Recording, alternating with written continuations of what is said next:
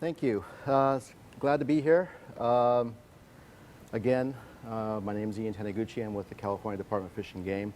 I'm a senior biologist with the Marine Region with the department.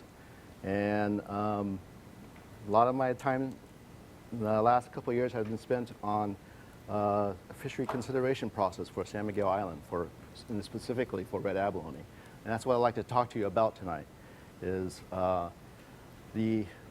first I want to give you sort of a background of, and history, so to speak, of the past fishery and what led up to the closure of the fishery in 1997. And then end up with the bulk of my talk I would like to talk about is the fishery consideration process which is currently going on for potential limited red abalone fishery at San Miguel Island. So in the past fishery, we have 5 major species that were fished. We have a total of about 7 species of abalone that occur in California, but these 5 are the ones that were made up the bulk of the landings. And in particular, we have, of course, red abalone, pinks, green abalone, and then blacks and white abalone. And to give you sort of an idea how our abalone species range throughout California, what you see here is each of the color bars here pertain to each of the abalone. So what you see out here is reds, which you can see stretch throughout the whole coastal California and down into Baja. All these species go into Baja to some extent.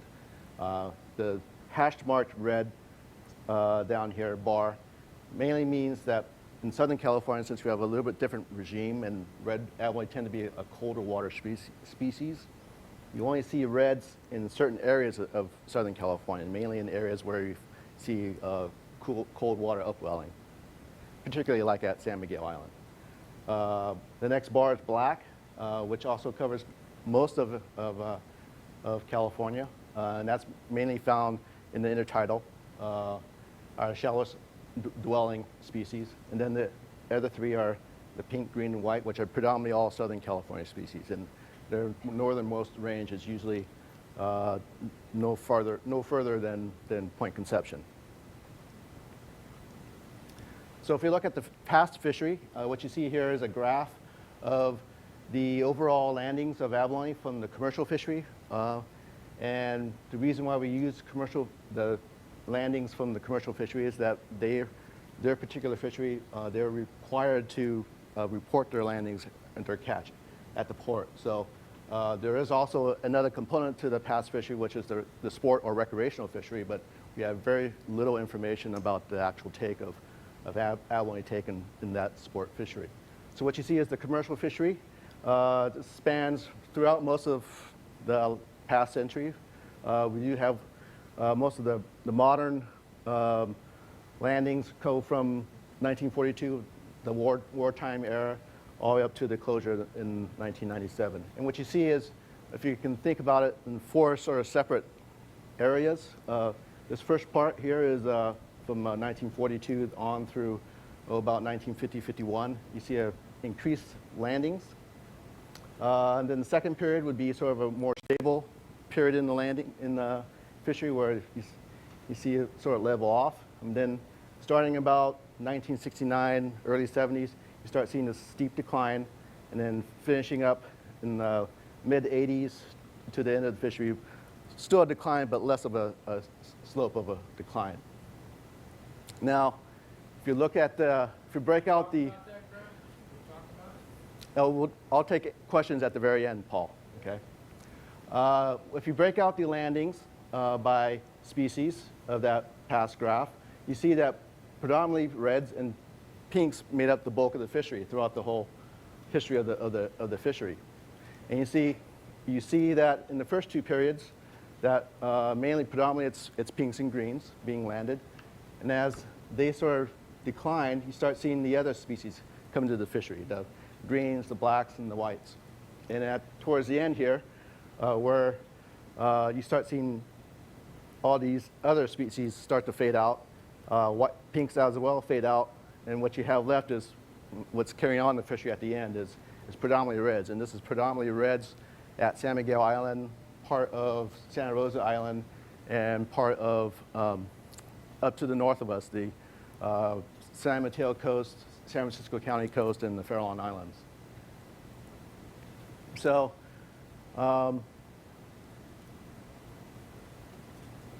what sort of caused the collapse of the past fishery? And although we don't know for sure, we do have some ideas of some of the impacts that led up to the closure of the fishery, and I'd like to sort of go through that. And basically what you see here is a map of California, and the past fishery mainly is from San Francisco to the border. And throughout that time, they predominantly were fishing, earlier parts were fishing in Central California, but they also began to fish wider and wider. But during the same portion of time, we also had the sea otter expansion and recovery. So sea otters began sort of in Central California and began slowly to spread out through predation and also expansion of their habitat range that precluded commercial fishing or human fishing for abalone. So our fishery was moved to the south and also to the small section to the north. So we had fishery compaction. We had the same amount of effort focused in a smaller area of the fishing ground. Add on top of that, as we go through that time period, technology, better boats, more efficient diving equipment made it fishing effort much easier, which made it easier to catch abalone. Add on top of that impact, starting from the 1950s, we see with the invention of scuba, we see the rise of the sport scuba fishery. And so that's an additional fishing impact besides what was going on in the commercial fishery. And probably the last part, towards the end of the fishery, and it's probably what was probably the nail in the coffin, so to speak, was a disease. We saw withering syndrome, which is a deadly bacterial disease that infects all of our abalone species. That cropped up in the mid-1980s and had a severe impact, especially on our black abalone populations. But we also seen that withering syndrome bacteria also affects all of our other species, including red abalone. So what are the status of our abalone today? Basically, we have two species of abalone that are in dire need of recovery, particularly white abalone. This is our only abalone that is currently listed as an endangered species on the Federal Endangered Species Act. They are the first marine invertebrate to be listed as endangered. Quickly, on the heels of whites, we have blacks that will probably be are currently now being considered for listing, and most likely will probably be listed as endangered come the first of this year. The other two species, pinks and greens, they are listed under NOAA fisheries as species of concern, which are basically species that put onto the NOAA's species of concern list as sort of, I guess you could say, candidate species that they have some concerns that they may be eventually listed as endangered or threatened, but they put them on that species list to try to proactively work on trying to recover their populations to prevent them from being listed. And we also have seen through our work in Southern California that we do see areas at some of the southern islands where we do see some recovery. We're starting to see some of the smaller pinks and greens. We've seen sections of or pockets of green abalone at Catalina Island. So there is some recovery going on. It'll probably take a long time for them to recover to a population where they could be possibly fished. Now reds, we also do see evidence of recovery. At the time of the closure of the fishery in 1997, predominantly most of the commercial fishery in Southern California was centered around San Miguel Island. And at the close of the fishery, the population of reds at San Miguel Island were still pretty good. I mean, you can still find reds out there. But the other islands, it's very hard to find red abalone. But now it's been over 10 years. We're starting to see some recovery at for example, the west end of Santa Rosa the west end of Santa Cruz. We are actually seeing little guys in crevices and so forth. So there is some recovery. And also, for reds, and what we'll talk about the rest of this talk is our limited fishery consideration process, which is currently going on. So at the time of 1997, when the legislature closed the fishery, put on a abalone fishing moratorium from San Francisco Bay to the border, that same piece of legislation also mandated the department to generate a document called the Abalone Recovery and Management Plan. Now, the ARMP is a document that is, provides a cohesive framework and guidelines for recovery of our abalone species, as well as continuing management of the existing Northern California recreational fishery we have, as well as any management of future fisheries we may have that may open up here within the moratorium. The ARMP was adopted by the Fish and Game Commission in December of 2005. And with their adoption, the Fish and Game Commission also decided to select Alternative 8, which specifically was to consider a red abalone fishery at San Miguel Island. Now, in more detail, Alternative 8 specifically allowed the commission to look at specific areas within the moratorium and consider them for fishery opening, potential fishery opening, as long as there's been some evidence of partially recovered of the abalone species within that area. So they can look at small areas, and the first place they want to look at was, of course, San Miguel Island. And part of Alternative 8 also stipulated that we had to have strict guidelines to be implemented into such a limited fishery to make sure that, one, if we do open that fishery, that it will be sustainable for a long period of time, and two, that we'd continue recovery of abalone species, the abalone population in that particular area. So, with that, we started the fishery consideration process early on in 2006, and basically, the fishery consideration process could be broken into sort of two different categories. One, initially was an island-wide population assessment. It has been about a little over 7 years since the closure of the fishery, or more, since they adopted the ARMP, and we really needed to know what was specifically the status of red abalone at San Miguel Island. So our first job was to find out through a island-wide population assessment what we had there as far as a stock. And the second part is a constituent process to develop fishery recommendations. So the first thing I would like to talk about is the San Miguel Island red abalone assessment.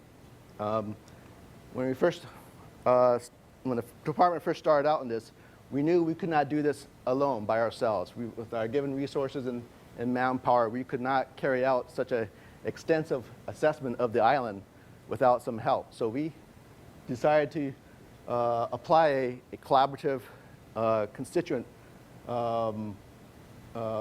process to carry out this island-wide assessment. So this comprehensive snapshot survey, early on in 2006, we met with some of our commercial constituents, members of the California Abalone Association, and got together, and with their collaboration, we came up with a survey and methodology that was easy to do and that anyone who participated in the survey could readily do at the island. We also wanted to involve multiple interest groups, so we also invited many different groups to participate in our survey. And what initially started out as a one-year survey was so successful in 2006, there was much demand by the commission as well as other constituent groups that we continue on this the survey. So we have done it for the past 3 years. And we just finished our survey for 2008 last month, which was, again, was very successful. So to begin to describe to you what the sort of methodology of our survey is, basically what we want to do was hit all the major areas of the island where historically red abalone had occurred. So that's predominantly the northwest, the southwest, and the southeast areas. And what we did to develop our stratified random sampling for the survey was to overlay kelp maps. And these kelp maps were generated from photosynthesis, kelp flight photosynthesis data that the department does. And we overlaid that in a GIS of the island, GIS map of the island. So we got kelp coverage, which we use as our proxy for rocky habitat. So that's where we wanted to focus our survey for a red abalone. On top of the kelp map, we have, I don't know if you can see it very well, but all these are sort of grid numbers. So these are 1 nautical mile grids all around the island. And that helped us to sort of focus further in more detail how we would pick random stations within each section of the island.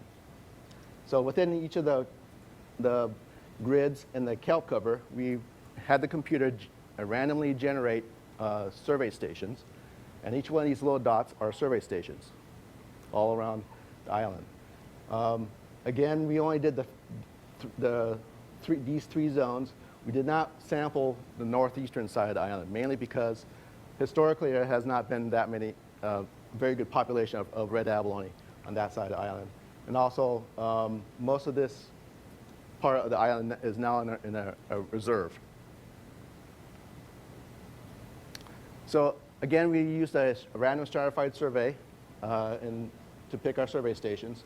And at each one of those survey stations, we did 2 30-meter long by 4-meter wide transects. And on each of one of those transects, we counted all emergent abalone. And by emergent, we mean abalone that we could see with our own eyes without any help of a flashlight or being able to turn over rocks. So it was an emergent survey. We measured the first 30 abalone that we encountered on each transect, and that gave us our size frequency for what the size distribution looked like for the population. We also recorded habitat characteristics along the line. And this is what it looks sort of a schematic of our transect. So again, it's a 30-meter long line. We have a buddy team of two divers. Each diver is responsible for 2 meters on their side of the line. And they would go down, swim down this transect line and count all abalone and measure the first 38 abalone. So next I would like to show you a little video clip that was taken from this past survey to give you an idea of how the survey was done underwater. So this is this year, 2008. This is one of the sites. You see the divers moving over to the site. And the first thing they do is lay down the tape. And what you see here is the diver rolling out the tape. This is the 30-meter line transect.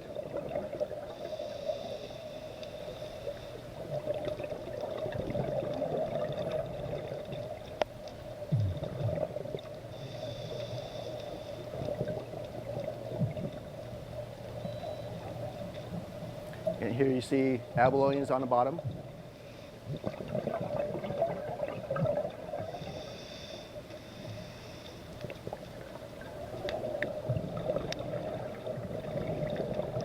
And this is the actual survey where a diver has a 2-meter long pole to signify 2 meters on his side. He's measuring an abalone.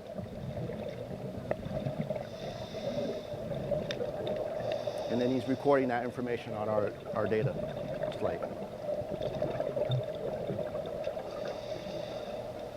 And same thing happening here on the other side of the line.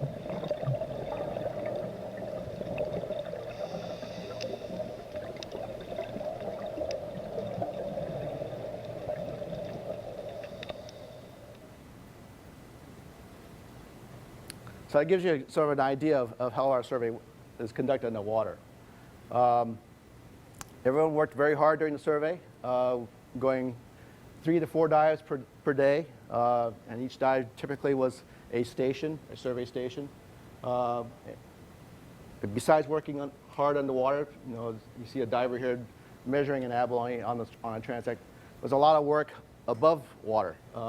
Actually, the actual preparation of getting to a station, putting divers in the water, and after the dive and after doing the survey, divers completing out their data sheets on board. And then after the day was over and we're back at Anchorage, we still had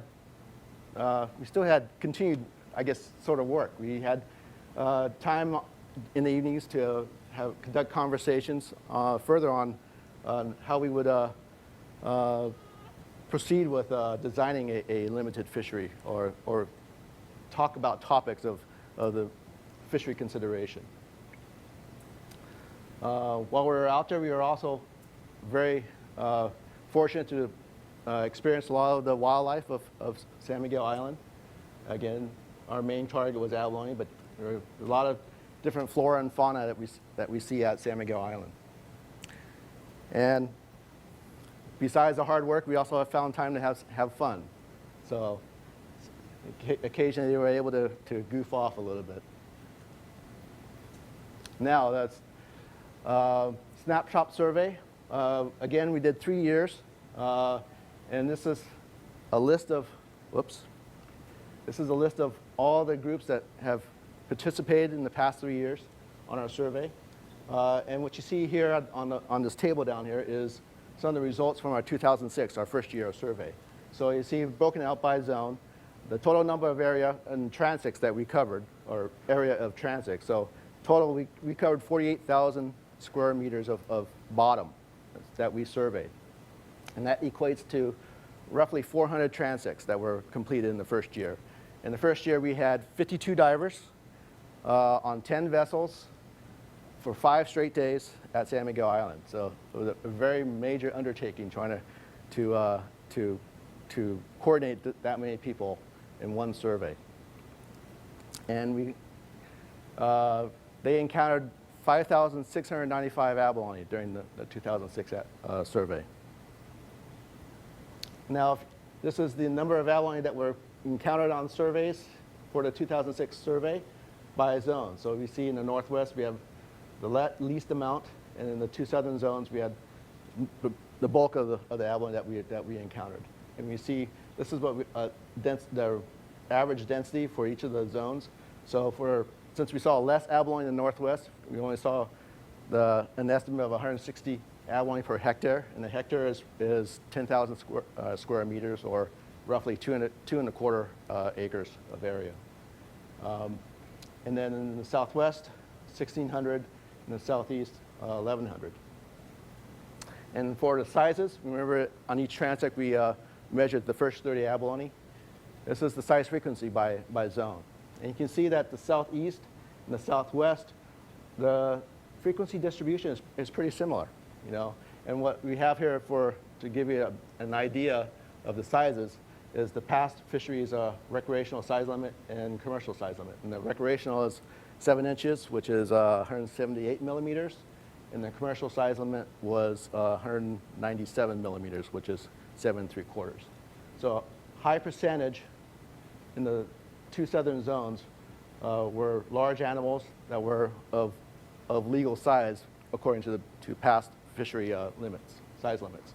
What we see that's different in the Northwest zone, we definitely again saw less abalone, but a different size distribution also. We saw less of the larger size, but more smaller abalone. So this may be an indication that the Northwest zone may be still sort of in recovery, or at least in a different characteristic than the 2 southern zones. So the second part of our fishery consideration process is the actual fishery consideration process. And again, we wanted to provide a cooperative planning approach to this.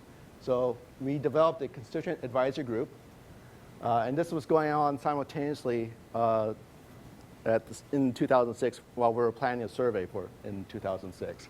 We were also planning the the the fishery consideration process side of this. So we developed a constituent advisory group. The department solicited nominations for constituent representatives, and we gave those nominations to the Fish and Game Commission, which the Fish and Game Commission approved and then appointed the representatives to the group. And that group is now called the Abalone Advisory Group. And this is the list of representatives on the Abalone Advisory Group. There are a total of 10 members on the group, and from all these organizations. And you can see that we have both, whoops, keep on doing that. We have both the National Park, Channel Islands National Park, the Sanctuary. We also have NOAA Fisheries representatives.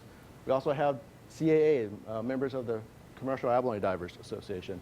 And then we also have recreational divers that are representing consumptive use, and also recreational divers that are representing the marine conservation or non-consumptive of use.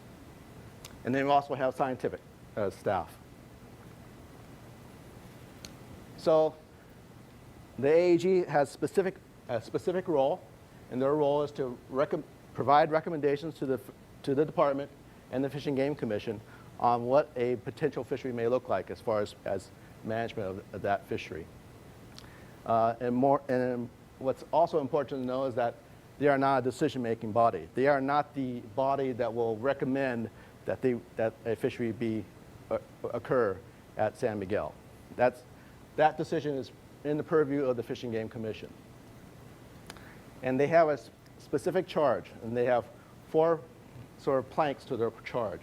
First of all, they need to provide recommendations on a total allowable catch for San Miguel red abalone. They also need to come up with alternatives for allocation between recreational and commercial take at the island, as well as provide alternative regulations to achieve the TAC and the allocation. And also to provide recommendations for potential management, enforcement, and monitoring techniques. Basically management tools to help govern this potential fishery. And they also have a mission, and their mission again is to recommend a limited range of fully developed alternatives for managing a potential red abalone fishery at San Miguel Island. And they're supposed to give that to the Department of Fish and Game, and the department will use these management alternatives and recommendations to the California Fish and Game Commission when a red abalone fishery at San Miguel Island is considered.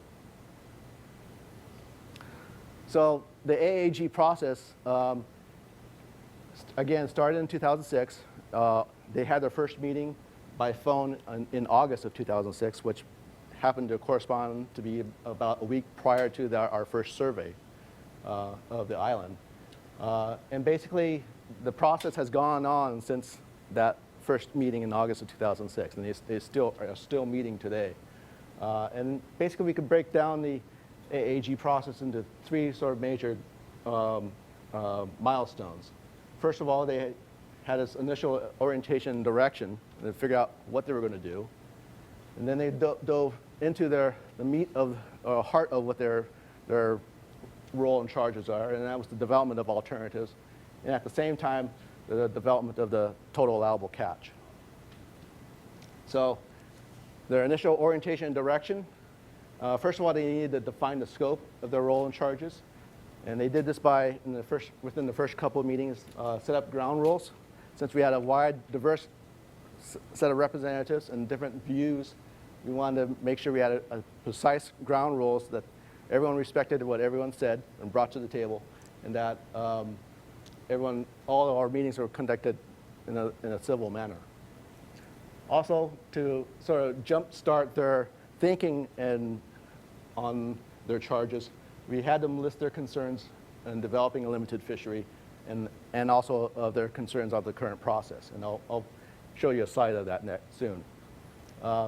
Second, they had to assess and identify data needs. And they did this through holding a technical data workshop in late 2006.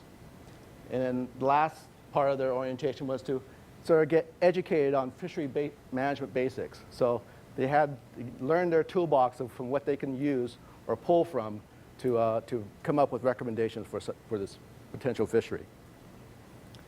And here's the list of concerns.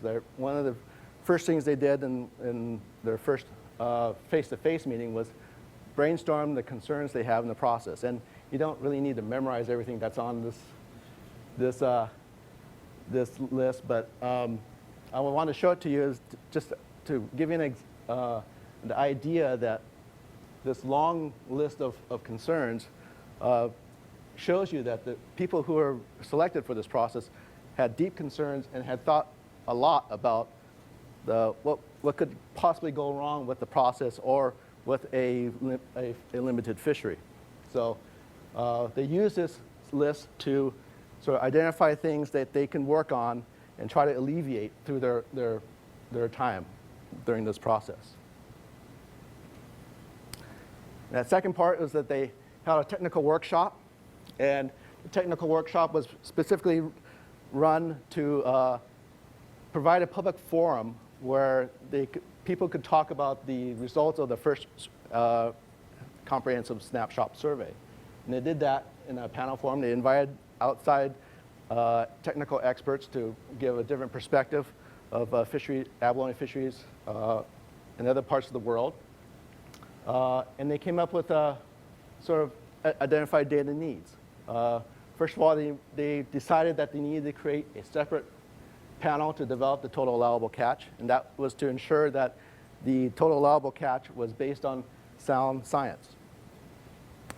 Secondly, they developed an annual survey process because the 2006 survey was so successful and yielded a lot of data that they wanted to set up a more permanent survey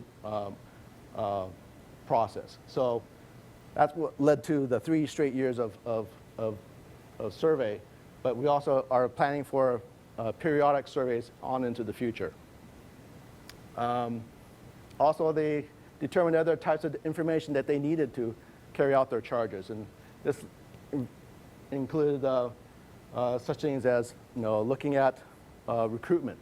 What was the recruitment dynamic of red abalone juveniles at San Miguel Island? Also, one of the major concerns was disease, withering syndrome.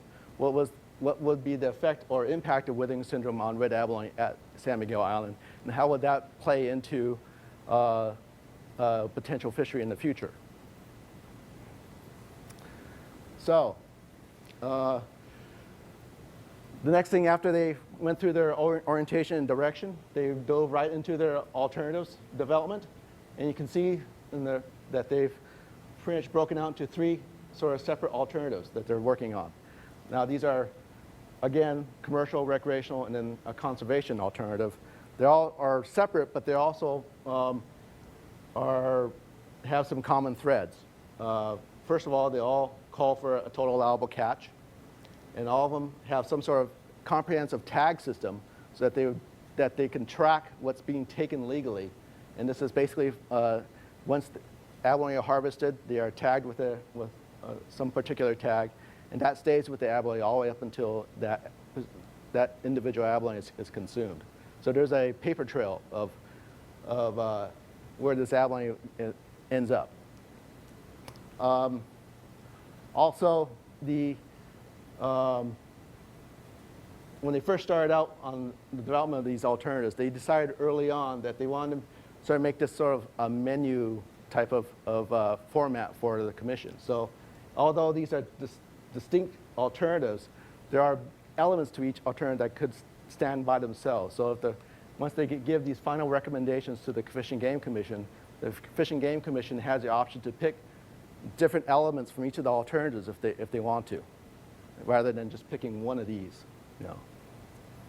And one thing to point out, the first 2 are similar in that they call for immediate consumption or take of abalone in such a fishery. Alternative 3 sort of lays that out sort of phases in consumptive take into the fishery. And what they do is, what they are proposing is that initially we would test the TAC by harvesting the abalone from San Miguel, but then using those abalone to transplant in another area to help further recovery. And this way we would be continuing on with recovery as outlined in the ARMP. And we also at the same time testing whether the total allowable catch and also whether fishery management tools that are instigated would work. And if everything proves to be successful, they would move to a second phase, which would be a consumptive use of the TAC. Now the difference between the alternatives is in the way they want to allocate. The commercial, which here on alternative 1, advocates that the allocation be based along historic use. So predominantly in the past fishery, most of the catch was by commercial use. So they are proposing 90% of the TAC be allocated to them and 10% to the recreational. Now the recreational alternative 2 takes a more even, equitable allocation. So they call for 50-50. In alternative 3, what you see here is the shading. The shading represents phase 1, where there's no take at all. But if we move to phase 2 after phase 1 is proven to be successful, then they have allocation similar to alternative 1. And other management and enforcement considerations they're talking about, especially in alternative 1 and 2, they are talking about a single port of landing, and this would be help in enforcement to make sure, to ensure that it'd be easier for our enforcement staff to figure out that these abalone came from San Miguel Island. Also, they are talking about, in alternative 1 and 3, establishing sort of an island neighborhood watch. Basically, since this is a different way of managing, the consumptive users in the fishery have more of a stake or stewardship ability. There's more of an incentive for them to watch out and report any illegal activity. Also in alternative 1, which is the commercial, they have gone into a lot more detail about how they would regulate themselves separate from what the state would use as regulations in the fishery. For one, they would organize themselves into a fishery cooperative, so everyone who is a commercial diver that has a piece of that allocation would belong to this fishery cooperative. And basically the TAC allocation, commercial allocation would be given to the cooperative to dole out. They also are talking about selective harvest to preserve aggregations. And part of abalone biology is that it's very important that we try to maintain or conserve groups of abalone, groups being aggregations where they can successfully spawn since they are broadcast spawners. They also talk about a limited number of processors and divers. So they actually are talking about limiting the number of divers that would actually belong to this cooperative and have part of the allocation. And limiting the number of processors also helps on the enforcement side as far as tracking legal abalone taken. They also are talking about discrete harvest zones. So basically, if you're a diver in the cooperative, you'd be given your particular allocation, and you have a specific area that you would go to fish your abalone. And that in itself entails further ownership of the resource or stewardship. So you have incentive to harvest it carefully. And that third part of the AAG process has been the TAC development. This occurred a little bit later on in the process. It took a little while to set up, mainly because we're talking about a parallel process as far as setting up a scientific or technical panel to come up with develop the TAC. And the first thing we had to do was come up with the terms of reference. And the terms of reference basically is our guidelines for the technical panel. Gives them their role of what we want to see as far as the development of the TAC. And the next thing we did was set up the technical panel, which is 4 scientists, and their job is to develop the methodology for determining the total allowable catch. And once they are done with their work, and they are currently working on that right now, their work would be reviewed by a review committee, sort of a peer review. So we would invite additional scientists to look at their technical panel's work and to critically review and give comments and suggestions for improving their work. And finally, at the end of that, the TAC development process, the TAC and the methodology would be revert back to the AAG, and the AAG would use that and integrate that into their existing alternatives. So what's the current status? Well, the AAG, again, has been working on their alternatives, and those alternatives are mostly complete, although the process is still going on. So there probably will be some change to their alternatives, especially when they receive the TAC from the technical panel. So there's still some chance for their alternatives to change between now and when they have a final recommendation to give to the commission. The TAC process is currently working right now. Most of this year has been dedicated to the technical panel and their work, and they are hoping to have a draft report of their work by mid-November, at which point their draft work would go back to the AAG. They would explain to the AAG how they came about this, and then eventually we would have a review committee online to review their work, and that would probably start in early 2009. And we're looking for final fishery recommendations somewhere in the first half of next year. That the AAG would give to the commission. So the next steps, the final recommendations would be presented to the Fish and Game Commission, as mentioned earlier. Once that happens, Fish and Game Commission has the job to look over those recommendations and sort of pick what they prefer as their preferred alternative and move that forward. With that, what happens next, that triggers our CEQA process. And the CEQA process is basically a public process where we look at the impacts of this potential fishery on the environment and also the resource. So that process will probably take up to from 6 months to up to a year or more, depending on how long the public process will go for that. Eventually, after the CEQA is adopted, the Fish and Game Commission will adopt the regulations for the fishery. And once that occurs, it's up to the Fish and Game Commission to decide when a fishery would occur.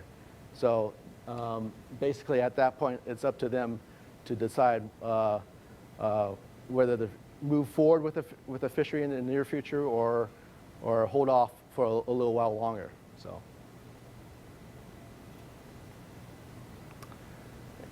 And I'd like to sort of end with some positive aspects about the fishery consideration process.